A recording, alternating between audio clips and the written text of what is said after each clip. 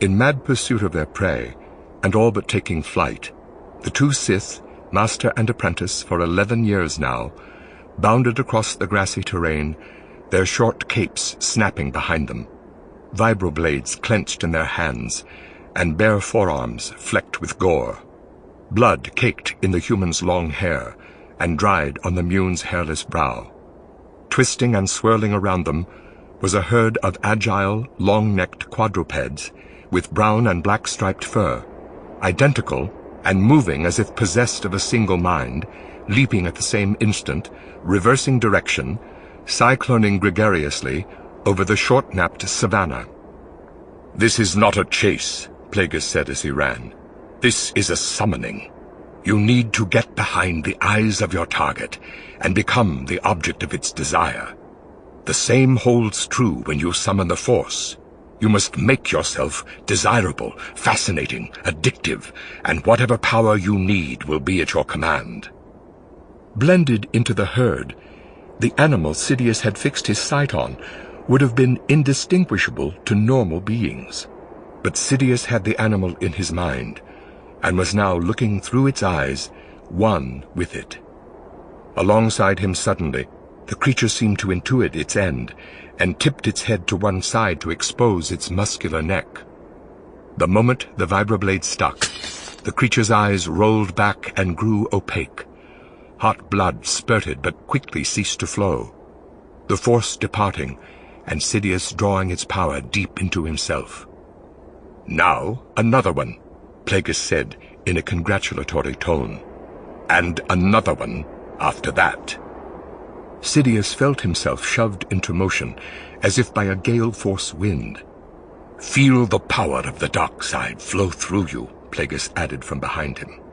"We serve nature's purpose by culling the herd, and our own by sharpening our skills. We are the predatory swarm."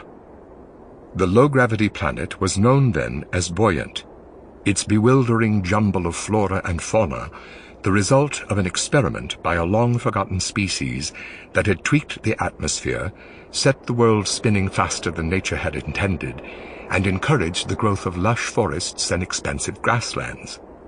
The still-functioning machines of the ancients dotted the landscape, and millennia later the animals they had imported were thriving.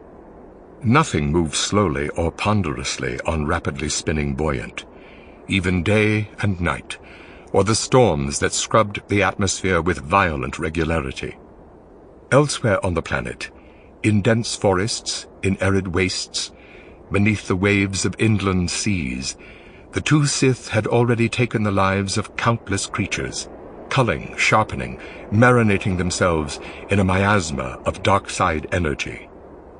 Kilometers from where the quadruped hunt had commenced, Plagueis and Sidious sat under the enormous canopy of a tree whose trunk was wide enough to engulf a land speeder, and whose thick branches were burdened with flowering, parasitic plants.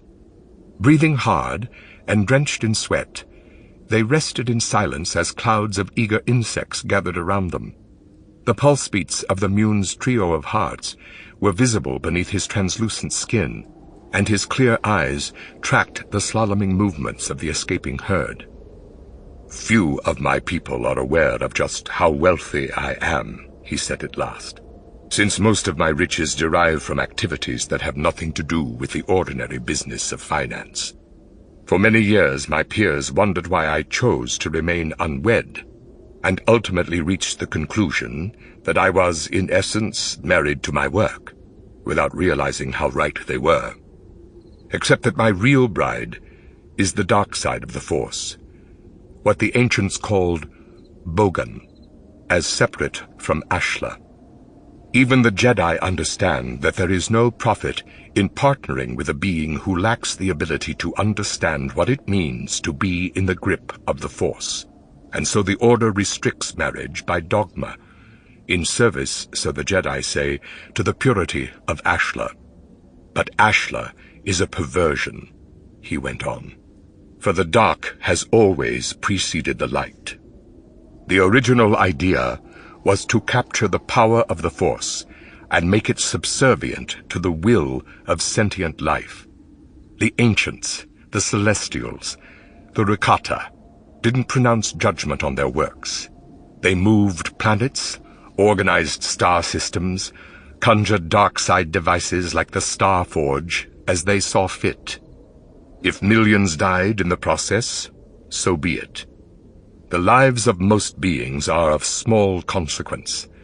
The Jedi have failed to understand this. They are so busy saving lives and striving to keep the powers of the Force in balance that they have lost sight of the fact that sentient life is meant to evolve, not simply languish in contented stasis. He paused to glance at Sidious. No doubt the texts I have provided contain references to the so-called potentium theory, that light and dark depend on the intention of the user. This is yet another perversion of the truth, perpetrated by those who would keep us shackled to the Force.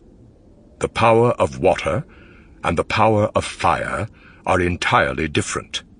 Glaciers and volcanoes both have the potential to transform landscapes, but one does so by burying what lies beneath, where the other spews forth new terrain. The Sith are not placid stars, but singularities. Rather than burn with muted purpose, we warp space and time to twist the galaxy to our own design. To become one of grandiloquent power requires more than mere compliance. What's needed is obstinacy and tenacity.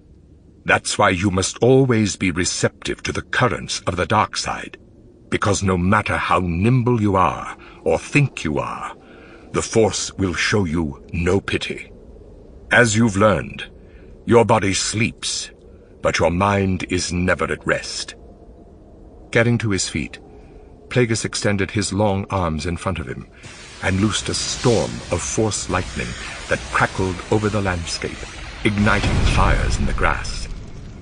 A Jedi sufficiently strong in the Force can be trained to produce a facsimile, but not true Sith lightning, which, unabated, has the power not only to incapacitate or kill, but to physically transform the victim. Force lightning requires strength of a sort only a Sith can command, because we accept consequence and reject compassion. To do so requires a thirst for power that is not easily satisfied.